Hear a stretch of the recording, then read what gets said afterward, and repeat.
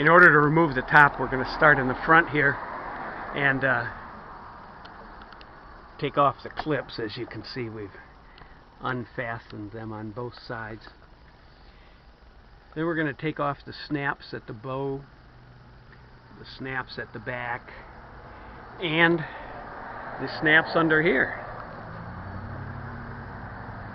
So we'll start that by just lifting back and taking off all of the snaps across the front. Then the snap under here, and we'll start folding it back, taking off all of the snaps in here and the ones on the bar. Oh, by the way, we got the Velcros on here too. We'll have to take those off,